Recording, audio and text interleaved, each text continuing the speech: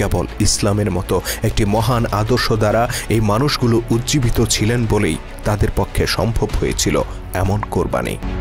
নবুয়ত প্রাপ্তির পর থেকে তাবুকের অভিযান পর্যন্ত দীর্ঘ ২২টি বছর নিরবচ্ছিন্ন সংগ্রাম করে গেছেন আল্লাহর নবী।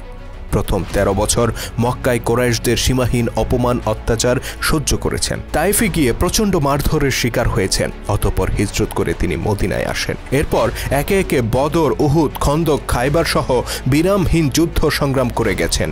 লক্ষ্য ছিল একটাই, আল্লাহর জমিনে আল্লাহর সত্য দিন প্রতিষ্ঠা করতে হবে। অন্যায় অবিচারের মূলোৎপাটন করে গোটা পৃথিবীতে ন্যায়, সুবিচার, শান্তি প্রতিষ্ঠা করতে হবে। তিনি জানতেন একজন মানুষের পক্ষে এক জীবনে এই বিশাল লক্ষ্য অর্জন করা সম্ভব নয়। তাই তিনি গড়ে তুললেন একটি জাতি, একটি উম্মাহ, যে জাতির নারী পুরুষ নির্বিশেষে প্রত্যেক সদস্য ছিলেন যোদ্ধা। অতঃপর জীবনের সায়াহ্নকালে তিনি পরীক্ষা করতে চাইলেন নিজ হাতে গড়া এই উম্মাহ তার লক্ষ্য অর্জনে কতটুকু প্রস্তুত। তিনি চ্যালেঞ্জ করলেন তৎকালীন বিশ্বের সর্ববৃহৎ শক্তি রোমানদেরকে। এমন এক মৌসুমে যখন ফসল পাকতে শুরু করেছে, এমন এক সময়ে যখন মাথার উপর গ্রীষ্মের প্রচণ্ড প্রখরতা, এমন একটি স্থানে যা ছিল মদিনা থেকে ৬৯০ কিলোমিটার দূরে। অতঃপর আমরা দেখতে পাই গোটা উম্মাহ নিঃশর্ত আনুগত্যের মধ্য দিয়ে উত্তীর্ণ হল সেই অগ্নি পরীক্ষায়।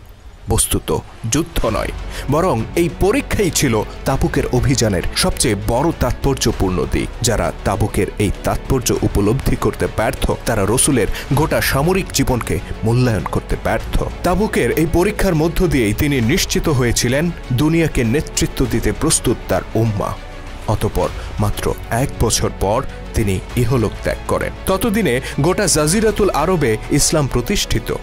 বাকি পৃথিবীতে আল্লাহর সত্য দিন প্রতিষ্ঠার মহান দায়িত্ব তিনি অর্পণ করে যান নিজ হাতে গড়ে তোলা উম্মতে মুহাম্মদীর কাঁধে। প্রিয় নেতার অর্পিত সেই মহান দায়িত্ব বাস্তবায়ন করতে নাঙ্গা তলোয়ার হাতে তারা ছড়িয়ে পড়েন দিকে দিকে, আর ছিনিয়ে আনেন একের পর এক বিজয়। তাবৎ দুনিয়ার যত বড় বড় সাম্রাজ্য কেউ তাদের এই অগ্রযাত্রার পথে বাধা হয়ে দাঁড়াতে পারেনি। কেবল রোমান সাম্রাজ্য নয়, ১০০০ বছর ধরে দুনিয়া শাসন করে আসা পারস্য সাম্রাজ্য উড়ে যায় মুসলিম বাহিনীর পদাঘাতে। উম্মতে মুহাম্মদীর সেই বিজয় যাত্রায় শীঘ্রই দেখা হবে পরবর্তী পর্বে। আল্লাহ হাফেজ।